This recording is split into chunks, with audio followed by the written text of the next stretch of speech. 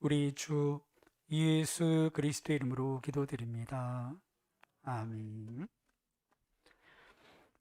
하나님의 말씀 함께 봉독하겠습니다. 고린도전서 11장 23절에서 26절 말씀 한 절씩 교독하겠습니다. 고린도전서 11장 23절에서 26절 한 절씩 교독합니다. 신약성경 276페이지입니다. 제가 먼저 23절을 봉독하겠습니다. 내가 너에게 전한 것은 주께 받은 것이니 곧 주 예수께서 잡히시던 밤에 떡을 가지사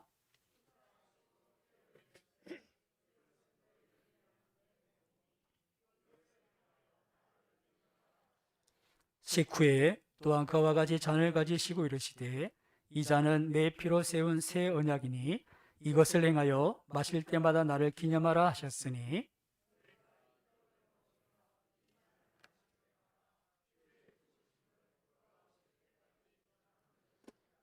아멘. 함께 하겠습니다. 성삼위 하나님께 감사와 찬송과 영광을 올려드립니다. 아멘. 오늘은 나를 기념하라는 제목으로 이 성찬식에 대해서 말씀을 살펴보도록 하겠습니다. 기독교 역사를 보면 초대교회부터 심한 이렇게 박해를 받아왔습니다. 유대교로부터도 신성모독이다. 어디 예수가 자기가 하나님이라고 하느냐, 그렇게 유대교로부터 핍박을 받았고, 또 이방인들에게도, 교회가 흩어지면서도 이방인들에게도 핍박을 받았습니다. 특별히 로마 제국 시대에 대박해가 있었었는데요. 많은 이들이 순교하고 정말 목숨을 버리서까지 신앙을 지키던 그런 시기가 있었습니다. 왜 그리스도인들이 이렇게 핍박을 받고 박해를 받았는가? 로마 시대에 몇 가지 이유가 있겠지만 이 로마 황제 숭배 사상과도 관련이 있습니다. 그래서 지금 북한의 김일성 주체 사상 거의 신격화되어 있듯이 로마 시대의 로마 황제는 거의 이렇게 신급인 그런 이렇게 황제를 숭배하는 어떤 그런 이렇게 사상으로 신앙적인 그런 이렇게 대상으로 이렇게 변질되어 있었는데요. 그러니까 그리스도인들에게서는 가이사는 주인이 아니다, 주가 아니시다. 우리의 주는 오직 예수 그리스도밖에 없다. 이런 신앙을 고백하니까 여기서 이제 충돌이 일어나는 거죠. 우리도 6.25 때 예수님의 십자가를 밟고 지나가면 살려주겠다 하던 그때 많은 믿음의 선진들이 내가 예수를 부인할 수 없다, 그렇게 목숨을 걸고 신앙을 지켰었는데요. 초대교회도 마찬가지로 가이사가 주냐 예수가 주냐, 그래서 입으로 예수를 주로 시인하는 자들, 그들이 자신의 믿음을 지켰고, 또 로마서 보면 그들이 하나님의 아들인 것을 우리에게 말씀해 주십니다.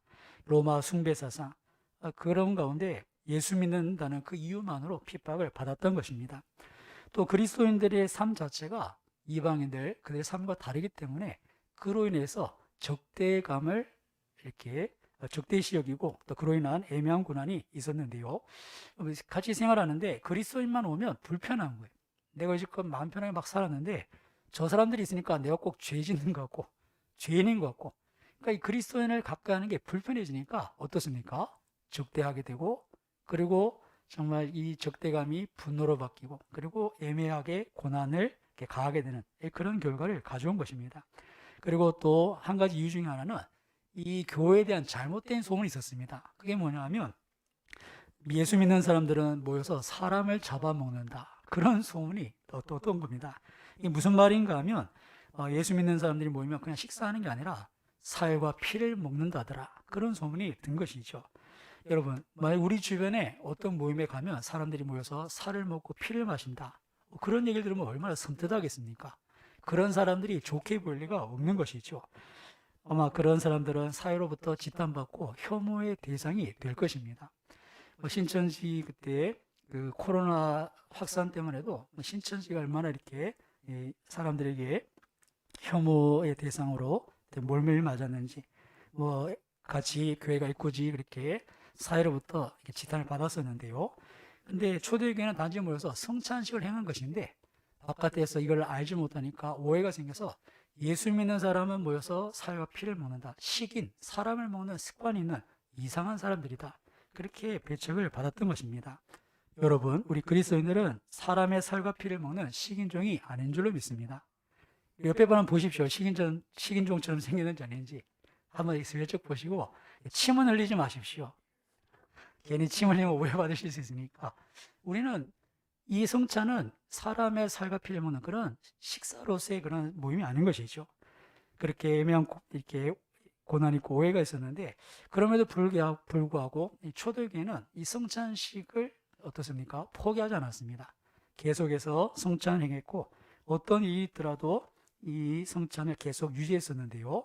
어떻게 보면 이런 애매한 고난이 있고 사람들의 불편한 시선, 이 혐오를 받으면 야, 우리 성찬식 남들이 이해 못하니까 이건 좀 하지 말자 하고 예배 순서에서 뺄 수도 있고, 아니면 이것 때문에 괜히 애매하게 고난을 당하는데 굳이 이걸 계속 해야 되는가, 그렇게 우리가 그것을 생각할 수도 있었을 겁니다. 그러나 초대교회는 나를 기념하라 하신 그 예수님의 명령 때문에 그 말씀에 순종함으로 계속해서 이 성찬을 이어져 왔던 것인데요. 왜 이렇게 애매하게 고난을 받고 오해의 소지가 있음에도 성찬식을 포기하지 않은가? 그것은 오늘 본문에도 나와 있듯이 예수님의 명령, 나를 기념하라 하신 그 명령 때문이라는 것을 볼 수 있습니다. 우리 23절 같이 한번 같이 함께 봉독해 보겠습니다. 23절입니다. 내가 너희에게 전한 것은 주께 받은 것이니 곧 예수께서 잡히시던 밤에 떡을 가지사. 아멘. 이 나를 기념하라는 그 말씀, 이 성찬에 대한 명령은 사도 바울도 예수님께 주께 받은 것이고, 예수님께서 친히 나를 기념하라, 떡을 떼시면서 잔을 나누시면서 이것을 행하여 나를 기념하라 명령하신 것이어서 교회가 이런 오해 속에서도 애매한 고난 속에서도 이 성찬식을 계속 행했던 것입니다. 주님의 명령이기 때문에 이 성찬을 행했는데요.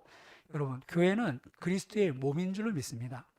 머리 대신 주님의 뜻을 따라서 교회가 한 몸이 되고, 그 한 몸을 이루는 그런 의식 중에 하나가 성찬식입니다. 한 덩이 빵을 나누고 한 음료수를 마시고, 그렇게 우리가 하나 된 것, 특별히 주님의 몸으로서 우리가 그것을 기념하는 그런 의미가 있는데요. 자, 그러면 그 성찬을 그렇게 주님의 명령대로 행하게 되는데, 그러면 어떤 의미가 있길래 주님께서는 이 성찬을 기념하라 하셨는가? 특별히 오늘 본문 마지막 말씀에서처럼 주님 오실 때까지 그렇게 우리에게 이 성찬을 끝까지 행하라 하셨는가? 그 이유는 첫 번째 보시면 이 성찬식이 예수님의 죽음과 연관이 있기 때문인데요.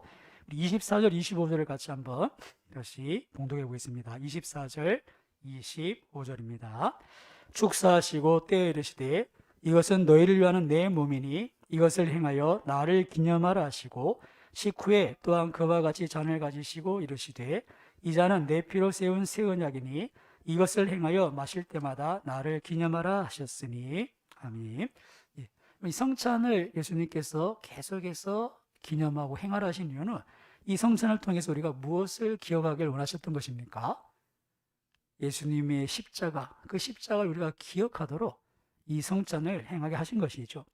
이 성찬은 세상 사람들의 오해와 다르게 그냥 살과 피를 먹는 의식이 아니라 예수님께서 십자가에서 죽으신 그 죽음을 상징하는, 그것을 기념하는 그런 예식이었던 것입니다.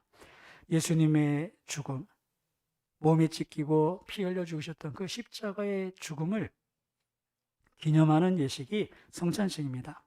2022년 전에 예수님께서 이 땅에 육신으로 오신 것은 역사적 사실인 줄로 믿습니다. 이건 세상 사람들도 다 아는 것이죠. 물론 예수님께서 동정녀 처녀의 몸에서 나셨다는 것을 세상 사람들은 믿지 못하기도 합니다. 아니, 어떻게 처녀가 애를 낳을 수 있느냐?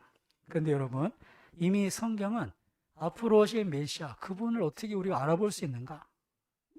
그 징조로 우리에게 이사야 선지자를 통해서 그는 처녀의 몸에서 나실 것이다, 미리 그렇게 우리에게 예언해 주신 줄 믿습니다.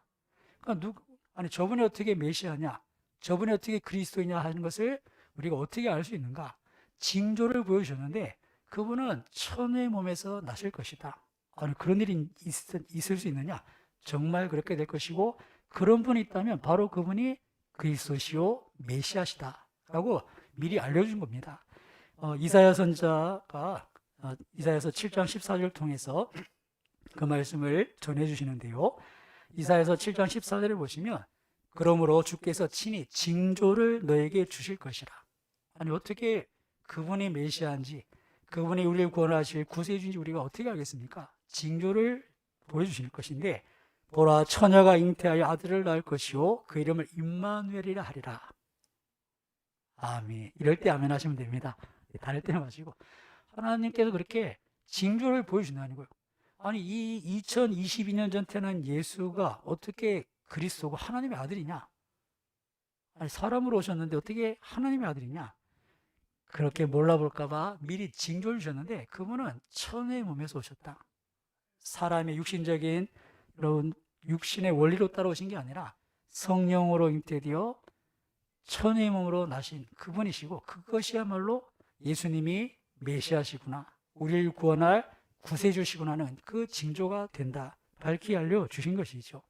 2022년 예수님의 탄생, 그것은 누구라도 다 인정합니다.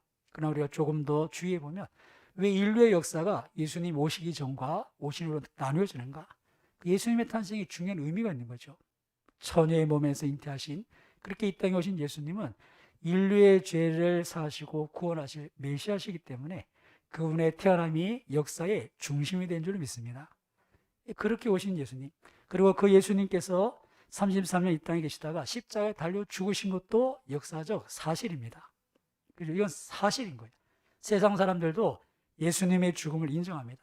그리고 예수님의 그 죽음에 대해서 정말 선한 선생이 죽었다, 제자들이 배신했다, 뭐 여러 가지 말을 하지만 중요한 것은 예수님은 우리가 그 죽음을 그렇게 알기를 원치 않으셨다는 겁니다. 우리가 그 죽음을 어떻게 알기 원하셨습니까? 우리가 이 성찬을 통해서 그 십자가를 기억하면서 예수님의 죽음은 죄인을 위한 죽음, 내 죄 대신 죽은 대속적인 죽음이라는 것을 우리가 알기를 원하셨던 것이죠.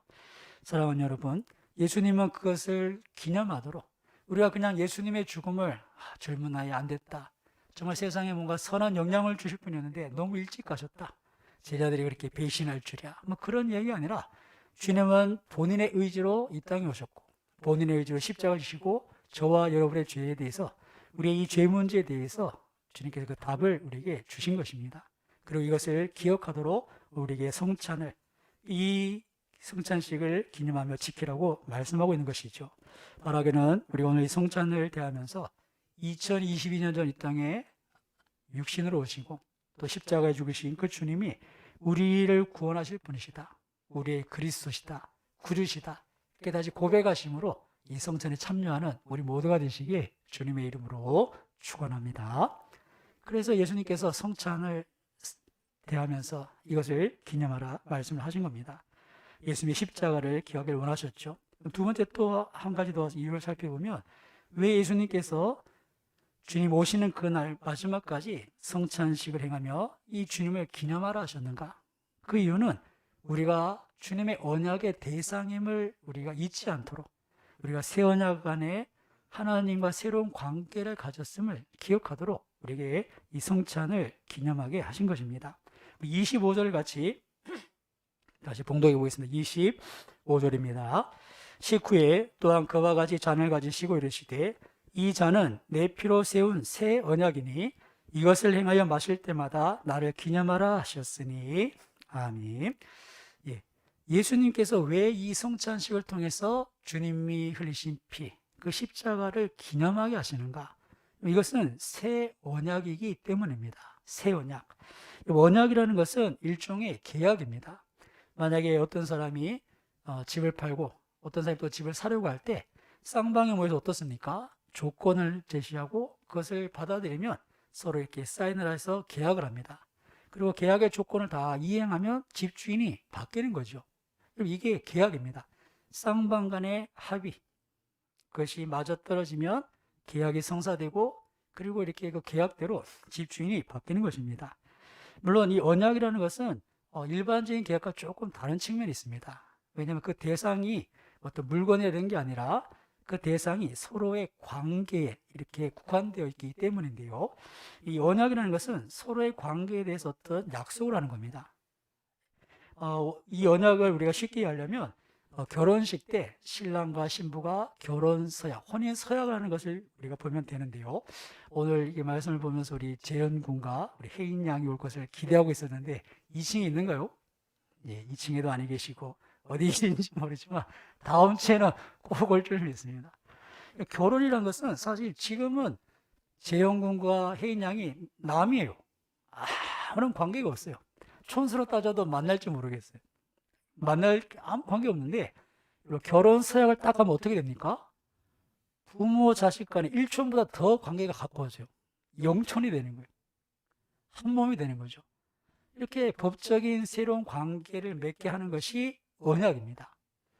자, 예수님께서 지금 이 성찬을 통해서 우리에게 뭘 기억하게 하십니까? 이건 새 언약이다. 주님이 십자가에 죽으심으로 몸 찢고 피 흘리심으로 우리에게 뭔가 새로운 관계를 주셨는데 그것을 꼭 기억해라. 그렇게 명령하신 것입니다. 여러분, 이 사실 결혼식이라는 것이 뭐 이렇게 여러 가지 순서도 있고 또 이벤트도 있을 수 있겠지만 결혼식의 의미는 단 한 가지입니다. 뭐냐면 서로가 상대방을 내 배우자로 맞이하겠습니다. 라고 맹세를 하고 그리고 그 축하로 주는 축하객들은 그 맹세의 증인이 되는 겁니다. 그래서 주례자는 공포하는 거죠. 이제 합법적인 부가 되었습니다. 교회에서 기독교 예식을 치르면 성부와 성자와 성령의 이름으로 부부가 된 것을 공포하게 됩니다. 그래서 결혼식은 사실 다른 것은 아무 의미가 없어요. 우리가 서로 사랑해서 개인적으로 혼인신고하고 뭐 결혼하면서 같이 살 수 있지만 그게 아니라 합법적으로 우리가 함께 모여서 공식적으로 내가 당신을 아내로 맞습니다. 그리고 아내 될 사람은 내가 당신을 내 남편으로 받습니다. 내가 평생 사랑하겠습니다. 우리 어르신들의 그 코멘트, 검은 머리 팥불이 되도록. 그렇죠? 그렇게 내가 당신을 아내로 남편으로 맞아들어서 평생 사랑할 것을 맹세하는 자리가 결혼의 자리고 그것을 통해서 모든 사람들이 저 둘은 결혼하기로 맹세했다. 계약을 맺었다. 서약했다. 증인이 되는 것. 이것이 결혼식의 의미인 것이죠. 그렇게 혼인 서약을 통해서 남녀가 전혀 관계없는 그들이 부부라는 법적인 관계를 갖게 되는 것처럼 예수님께서 십자가에 피 흘려 죽으심으로 하나님께서 우리의 하늘아버지 되시고 우리가 하나님의 자녀가 된 줄로 믿습니다. 이 언약을 기억하라는 겁니다. 우리가 이 세상을 살면서 고아처럼 살기를 바라지 않으시고 우리가 이 땅에 나그네로 살면서 정말 아무런 도움 없이 일명 흙수저처럼 살기 원하시는 게 아니라 따라해 보겠습니다. 우리는 금수저도 아니고 은수저도 아니고 신수저다. 우리는 하나님이 아니라 신수저. 그렇게 살기를 바라시고 너희가 하나님의 자녀 그 언약 안에 있다는 것을 잊지 말아라. 내가 그것 때문에 피 흘려 죽었다는 것을 내 피로 세운 언약이라는 것을 잊지 말아라. 그것을 주님 오실 때까지 기억하기를 바라셨던 것입니다. 사랑하는 여러분, 주님의 이 성찬, 주께서 피 흘려 죽으심으로 우리를 하나님의 자녀 삼은 것인 것, 이것을 우리가 잊지 않고 주님 오실 때까지 믿음으로 살기를 바라신 것이죠. 오늘 우리가 성찬을 대할 때 이 두 가지는 꼭 기억해야 됩니다. 주님께서 십자가에 피 흘려 죽으신 것, 세상 사람들도 주님의 오심과 그 죽음을 인정하죠. 그 죽음은 그냥 헛된 죽음이 아니라 젊은 나이에 종교 지도자들의 시기심 때문에 제자들의 배신 때문에 당하신 그 죽음이 아니라 그분의 의지로 죄인을 구원하시기 위해서 그 자신을 제물로 드렸던 그 죽음이라는 것을 여러분 기억하시고 그것을 통해서 우리가 그 언약 안에서 하나님의 자녀가 되고 우리의 남은 삶을 살기를 바라셨다는 것을 여러분 기억하셔서 이후에 성찬을 바라면서 정말 아무 관계없던 거룩하신 하나님과 전혀 함께할 수 없었던 나 같은 죄인을 너는 내 것이라 부르시고 그 자녀 삼으신 것에 다시 한번 감사하고 그리고 우리에게 주신 이 삶 정말 남은 삶은 내가 주님 위해 살겠습니다. 그런 마음으로 성찬을 대하고 앞에 감사와 사랑을 고백하는 복된 시간 되시길